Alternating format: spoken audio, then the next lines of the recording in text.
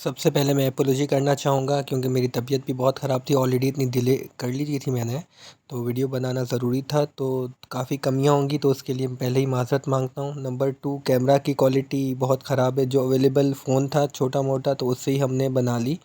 और नंबर 3, ये स्क्रिप्टेड नहीं है। सारी जितनी भी वीडियोज़ हैं सब एक ही शॉट में ली गई हैं, तो गलतियाँ हो सकती हैं। अगर कोई गलतियाँ हो तो काइंडली प्लीज़ करेक्ट कर लीजिए। तो ये बेसिकली 60 मिनट्स होते हैं। इसमें 30 मिनट्स में आपको पेशेंट की कंप्लीट एग्जामिनेशन करनी है और बाकी 30 मिनट्स में आप और 2 एग्जामिनर होंगे। चक दे इंडिया का डायलॉग है जो शाहरुख खान कहता है अपने प्लेयर्स को कि ये 70 मिनट तुम्हारे ज़िंदगी के सबसे इम्पोर्टेंट 70 मिनट है। तो एग्जैक्टली ये 60 मिनट आपके एग्ज़ाम हॉल के, आपके लाइफ के सबसे इम्पोर्टेंट 60 मिनट है। तो इसकी फुल प्रैक्टिस करके जाएं कि इसमें कोई भी गुंजाइश आपकी तरफ से ना छूटे।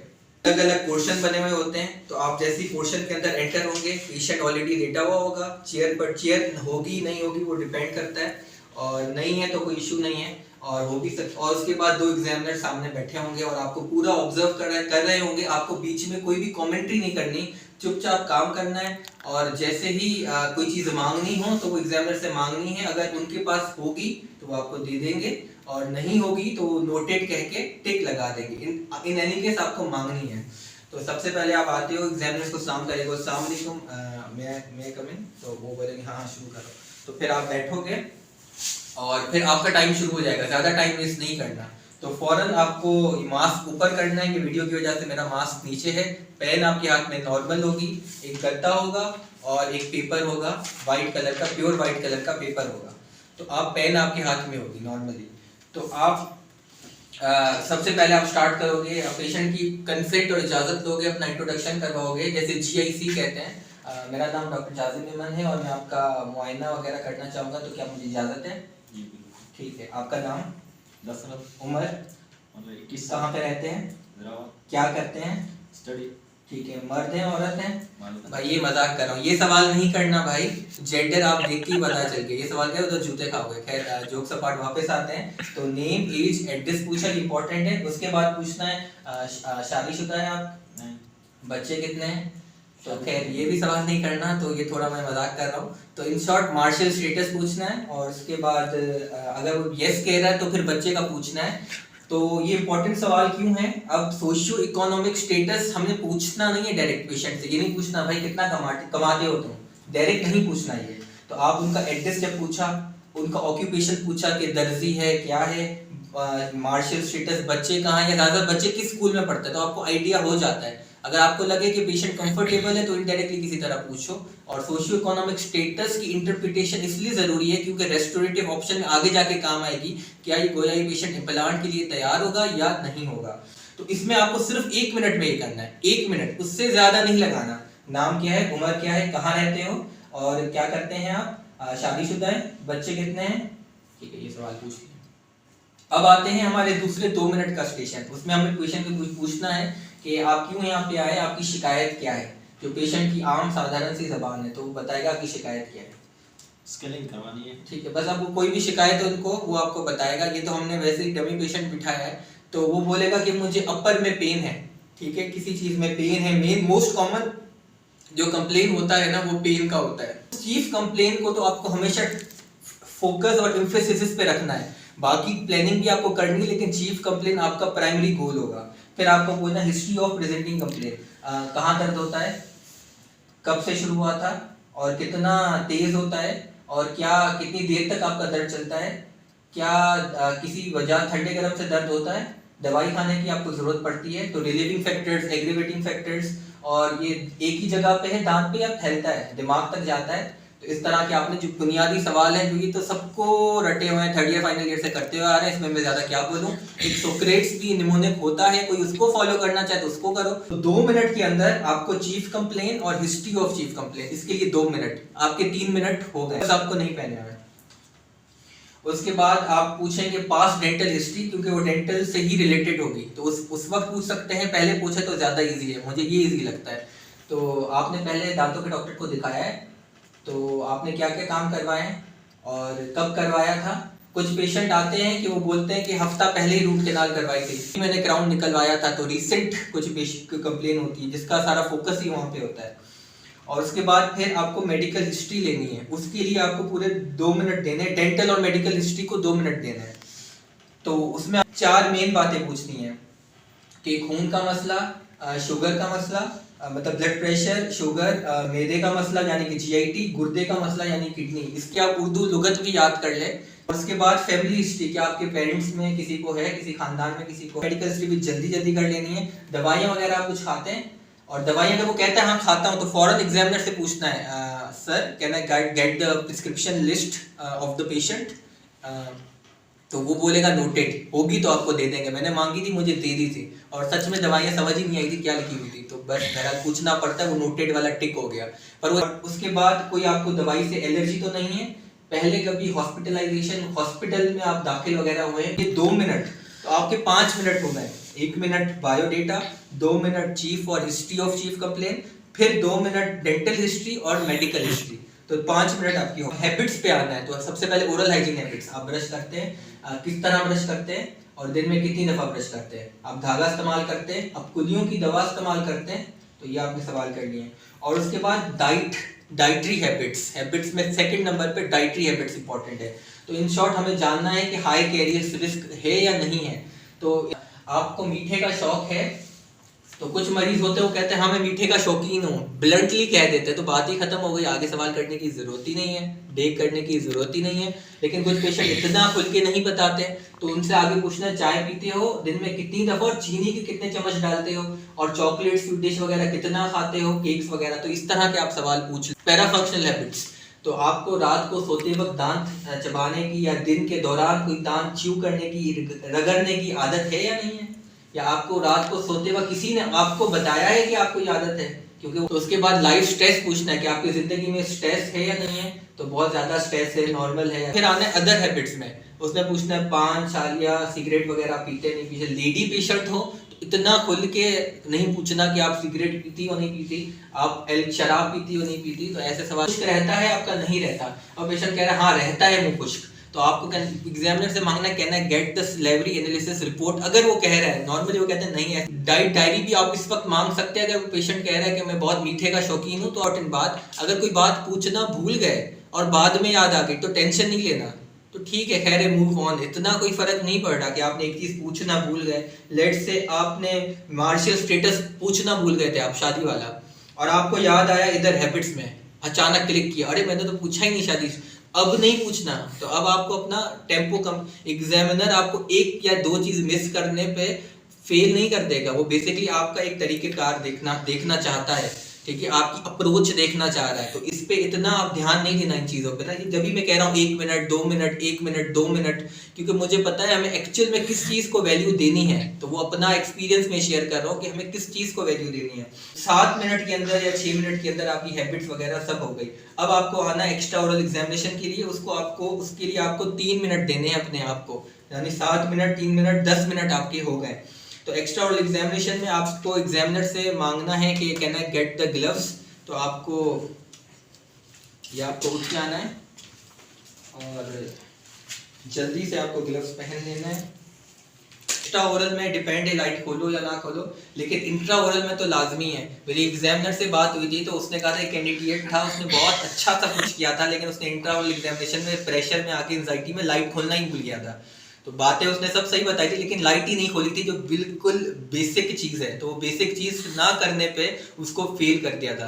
तो वैसे तो मैंने कहा 1-2 चीज़, लेकिन वो साइड वाली चीज़ है, लेकिन जो बेसिक चीज़ है उनको ऑब्वियसली आप इग्नोर नहीं कर सकते। जैसे पेशेंट का नाम ही नहीं पूछा, तो वो बेसिक चीज़ है। इजाज़त लेनी है, मैं आपकी बात का माना करूँगा, इजाज़त है, जल्दी से ले लेनी है और उसका फ़ौरन आगे आ जाना है, और फिर आपको पेशेंट को बोलना है कि अदा मुँह खोल जाओ, डाल के देखें, डर रही, हाँ, तो ये माउथ ओपनिंग चेक करनी है, तो 3 फिंगर्स जा रही हैं। तो अगर एक्स्ट्रा ओरल एग्जामिनेशन के वक्त माउथ ओपनिंग चेक कर रहे हो तो पेशेंट को बोलना है, इंट्रा ओरल एग्जामिनेशन के वक्त कर रहे हो तो फिर खुद भी आप चेक कर सकते हो, तो मर्जी आपकी। और जब मुंह खोल रहा है बंद कर रहा है तो आपको वही डेविएशन चेक करनी है, वही सिमेट्री चेक करनी है, वही सॉइलिंग वगैरह चेक करनी है, वो सारी बातें जो हैं वो आपको ऑलरेडी पता है, जो IMM के टॉक्स में कर चुके थे। ये सब मसल ऑफ मैस्टिकेशन की एग्जामिनेशन करनी है। मुंह बंद कीजिएगा, मुंह क्लेंच करते हैं ना, मैसेटर मसल की एग्जामिनेशन की मेरी अलग प्रॉपर वीडियोस भी है, वो भी आप देख सकते हो, लेकिन मैं शॉर्ट में बता रहा हूँ। मैसेटर और टेम्पोरालिस को मेनली आपको चेक करना है। क्लेंच दांतों को मिलाइएगा, टाइटली मिलाइएगा, और ऐसे आप इसको चेक कर लीजिएगा, ठीक है। टेम्पोरलिस और मैसेटर आप चेक कर ले। लेटरल टेरिगॉइड जिसकी इंट्राओरल एग्जामिनेशन है वो चेक करने की जरूरत नहीं है, ठीक है, उस पे करोगे 2 मिनट और लग जाएंगे, इतना टाइम नहीं है इन पे टाइम वेस्ट करो।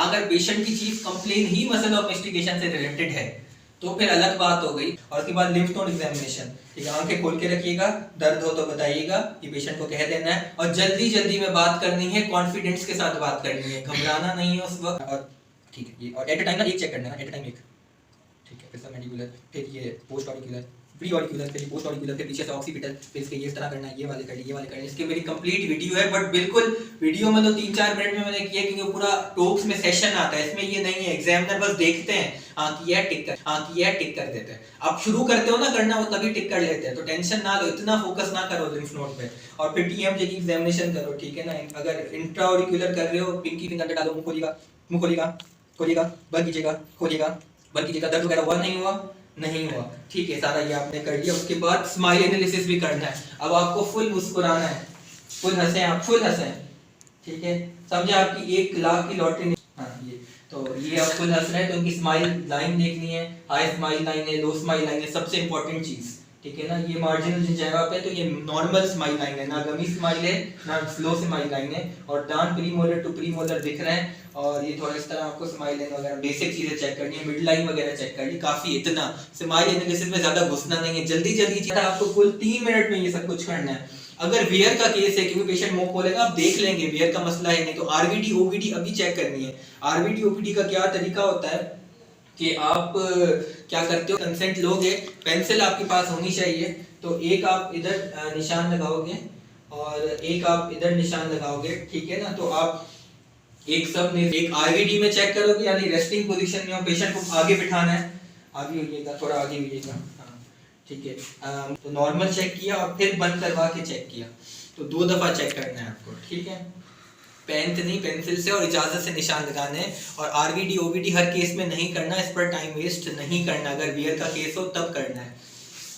और इंटरवल एग्जामिनेशन में सबसे इंपॉर्टेंट बात, आपको ग्लव्स चेंज करने हैं आप, ठीक है ना। और can I get the new gloves, इजाजत फिर से ले सकते हो आप कि मुझे इजाजत है कि मैं अंदर का मुआयना करूं। 2 मिनट संभाल करने हैं इस वक्त, और लाइट खोल देनी है, सबसे इंपॉर्टेंट बात, ठीक है। एयर ड्राई वाली चीज नहीं चल रही होती, ये नहीं चलेगा, तो आपको क्या करना पड़ेगा, कॉटन से आपको एयर ड्राई करना पड़ेगा। अगर आपने माउथ ओपनिंग चेक नहीं की थी तो आप अभी चेक कर लोगे, मुंह खोलिएगा तो 3 फिंगर से। और दूसरी बात, आपको दूसरी पेन अपनी निकालनी है जिसके अंदर कोटिंग हो, ये बहुत इंपॉर्टेंट है। लास्ट टाइम हम लोग एग्जाम देने आए थे तो जितने भी नए कैंडिडेट्स थे उनके पास ये चीज नहीं थी, एक ही पेन थी, एंड दे वर लाइक कि हमें पता ही नहीं, हमें किसी ने बताया ही नहीं। तो इंशाल्लाह इस वीडियो के थ्रू ये मैसेज सबके पास जाएगा। फिर आपको दूसरी पेन यूज करनी है क्योंकि आप दोनों चीजें साथ आप करोगे, तो ये बहुत इंपॉर्टेंट है। और हैंडल्स पे लगाने की जरूरत नहीं है, इतना टाइम नहीं होता, हैंडल्स पे भी लगाओ, इनसे भी लगाओ, तो इतना साइकोपैथ नहीं बनना। 2 मिनट आपको पहले कॉटन दिया, कॉटन से जल्दी से पूरा मुंह खोलिएगा, मुंह खोलिएगा, पूरा एक जल्दी से आपको एयर ड्राई कर लेना, साफ कर लेना है, ठीक है।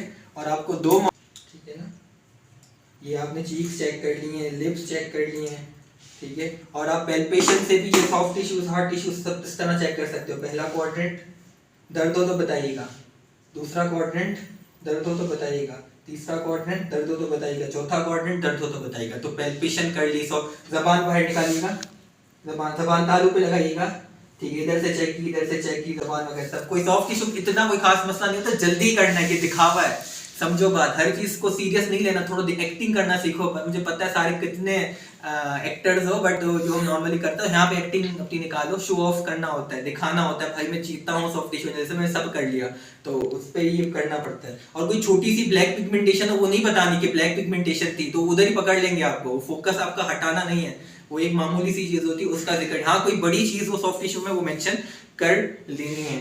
बंद कीजिएगा, 2 माउथ मिरर लेने हैं, मुंह खोलिएगा, ठीक है, बंद कीजिएगा, बंद कीजिएगा, ठीक है। मोलर स्टेटस देखना है, mesiobuccal cusp of upper molar resides in crest into the central groove of lower first molar, तो ये कहते हैं क्लास 1 है। और केनाइन का क्लास बंद रखिएगा, केनाइन का क्लास 1 है कि mesial of upper canine, distal of lower canine. लेकिन क्लास 2 में थोड़ा सा केनाइन अपर का आगे होगा, मोलर अपर का आगे होगा, क्लास 3 में अपर का मोलर पीछे होगा, अपर का केनाइन पीछे होगा, वो तो आपको पता है, बेसिक्स है। और फिर इंसाइजर रिलेशनशिप चेक करना है, मुंह खोलिएगा, मुंह बंद कीजिएगा, ओवर जेट चेक करना है, overjet horizontal distance overbite, ऐसे ही अंदाजे से चेक करना है। और अगर बहुत ज़्यादा कोई सिग्निफिकेंस हो तो फिर आपको मेजर कर लेना पड़ेगा। आप मांग सकते हो, कहना है गेट द विलियम्स प्रोब या कोई वर्नियर कैलिपर, उनके पास वैसे भी नहीं होगा। बट अगर थोड़ा सा डिफरेंस है और आपको फिर ओवर एफिशिएंट होकर नहीं मांगना, कहना है एक्सक्लूसिव मूवमेंट्स करवाओ, इधर एक्सक्लूसिव करवाओ, कैनाइन गाइडेंस, ग्रुप गाइडेंस आपको चेक करनी है, इंटरफेरेंसेस चेक करनी है, ये वगैरह चीज़ें आपको चेक करनी है। बायोडेटा 2 मिनट में chief complain, history of presenting complain 2 minute में, डेंटल मेडिकल हिस्ट्री जल्दी, और 2 मिनट में हैबिट्स, सारी हैबिट्स पूछ ली। 7 मिनट हो गए। 3 मिनट में सारी एक्सटर्नल एग्जामिनेशन, और फिर ये अगले 2 या 3 मिनट के अंदर इंट्राओरल एग्जामिनेशन जिसके अंदर ऑक्लूजन शामिल है। तो 12 मिनट हो गए। ठीक है, सामने अगर चाहे तो स्टॉप वॉच आप खोल सकते हैं, और 15 मिनट के बाद गेटी भी बजती है। फिर आपको आना है ऑडेंटोग्राम में। फौरन आप लाइन खींचोगे, इस तरह करोगे 87654321 12345678, 87654321 12345678, ये लिख लेना है। एग्जामिनर से कास्ट तो आपने ऑक्लूजन के वक्त मांग लिया था, अब ओपीजी भी मांगना है। अब एक क्वाड्रेंट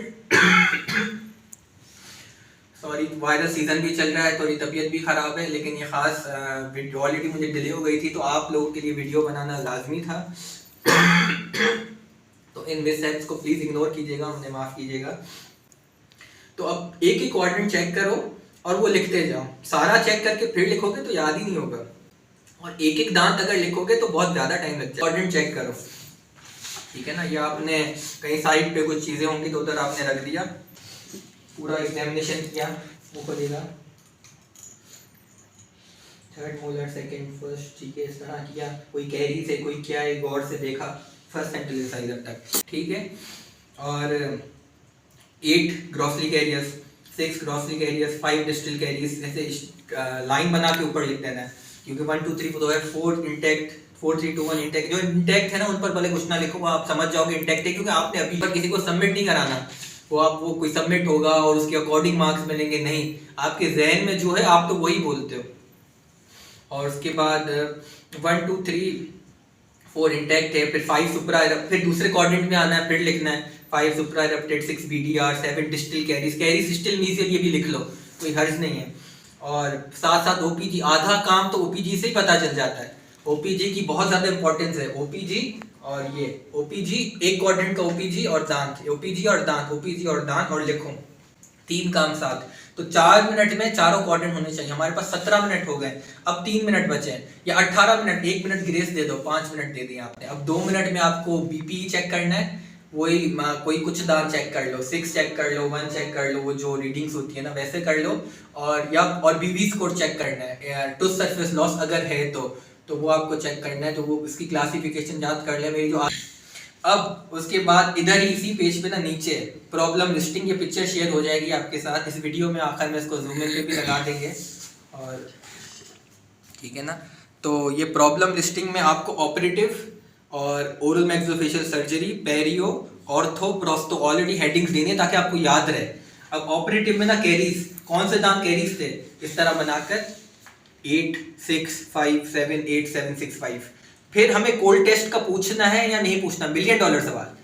अगर कंफर्म है कोई दांत का पल्पल स्टेटस के नेक्रोज्ड है, उसको दर्द ही नहीं हो रहा, बहुत ज्यादा डिकेड है, तो नहीं पूछना। अगर किसी को टेंडर टू परकशन पॉजिटिव है तो पल्प टेस्टिंग नहीं पूछनी। क्यों पूछोगे, पता है वो तो जाहिर सी बात है, रिवर्सिबल पल्पाइटिस है, पेरियोपेकल स्टेटस पॉजिटिव। किसी को अगर पेरियोपेकल रेडियोलुसेंसी है तो नहीं पूछना, क्योंकि आप हो गया है और तुम पल्प टेस्ट करवा रहे हो, तो टाइम वेस्ट नहीं करना। आपको तब पूछना है खास तौर पे, नंबर 1 जब चीफ कंप्लेन वाला दांत हो, नंबर 2 उसका डायग्नोसिस सब्जेक्टिवली या ओपीजी से पता ना चल रहा हो, मतलब बिल्कुल एम्बिग्यूज हो, एक डीप खड्डा भी हो और पेरियोपेकल रेडियोलुसेंसी भी कोई ना हो और टीटीपी पॉजिटिव भी ना हो और पेशेंट पेन की भी कंप्लेन कर रहा है और आप डाउट में हो, तो फिर कोल्ड टेस्ट मांगो। और ईपीटी मांगने की जरूरत नहीं है, कुछ ओवर शो ऑफ करने के लिए सर कहना गेट द ईपीटी, वो उठा के दे देते हैं, और एक कैंडिडेट को या 2 को ऐसे ही दिया था, अलग अलग करके दे दे, जाके जोड़ो। और उसके बाद फिर परकशन टेस्ट तो सारे कैरियस दांत का करना है आपको। फिर टूथ वेयर वगैरह चिपिंग है वो चेक करनी है, आरसीटी ट्रीटेड टूथ है कोई, वो चेक करना है सारा ऑपरेटिव और एंडो के अंदर। OMSF में आपको सर्जरी के अंदर BDR जो भी है वो लिख लेनी है, ऐसे बना के क्वाड्रेंट 6-5 ये BDR है। जल्दी जल्दी पेरियो में BP स्कोर देखना है, रिसेशन अगर हो रिसेशन देखनी है, जिंजाइवल एनलार्जमेंट हो, और इस पे मैं डिटेल में अलग एक वीडियो में बात करूंगा कि ये रिसेशन है इस पेशेंट में। तो उसके बाद फिर आपको प्रोस्टो में मिसिंग टीथ कौन से हैं, और ज्यादा एफिशिएंट बनना तो कैनेडी क्लासिफिकेशन में बता दो, बट वो इतना जरूरी नहीं है क्योंकि तुम ऑपरेटिव का दे रहे हो। तो मिसिंग टीथ बता लो कि मिसिंग टीथ 1 2 3 ये मिसिंग टीथ है। फिर आना है डायग्नोसिस पे। डायग्नोसिस आपको लिखना है ऑपरेटिव में मिसाल हाई कैरियस रिस्क हो गया, ऊपर से एंडो में जो चीफ कंप्लेन वाला दांत है उसका खास लिखना है कि necrotic pulp with normal periapical status, मिसाल तो पल्पल और पेरियोपाइकल स्टेटस, खास तौर पे एंडो टीथ जिसमें बहुत बड़ा मसला हो और पेशेंट की वो चीफ कंप्लेन हो तो उसको बाकायदा हाईलाइट करना जरूरी है। वो मैं बताऊँ आपको प्राइमरी फोकस ही चीफ कंप्लेन वाला दांत है या जिसमें कोई प्रॉब्लम है। तो फिर पेरियो में आपको लेटेस्ट क्लासिफिकेशन के हिसाब से बताना है, मिसाल इस केस में generalised stage 3 grade 3 periodontitis, date 2019 नवंबर दिसंबर के आर्टिकल में लिखा हुआ है बहुत अच्छे से। उसके बाद इन्वेस्टिगेशंस आपको क्या क्या पूछनी है पेशेंट से ना, periapical x-rays and bitewing x-rays, bitewing x-rays for all carious teeth, periapical x-ray for जिसमें आपको पेरियोपाइकल स्टेटस जांचना हो, और अगर पेरियो हेल्थ बहुत खराब है तो फुल पेरियो एक्सरे की लिस्ट मांगनी है, ठीक है, जो होती है वो अभी मैं इंशाल्लाह वो पेरियो की वीडियो में वो भी मैं बता दूंगा कितनी होती है।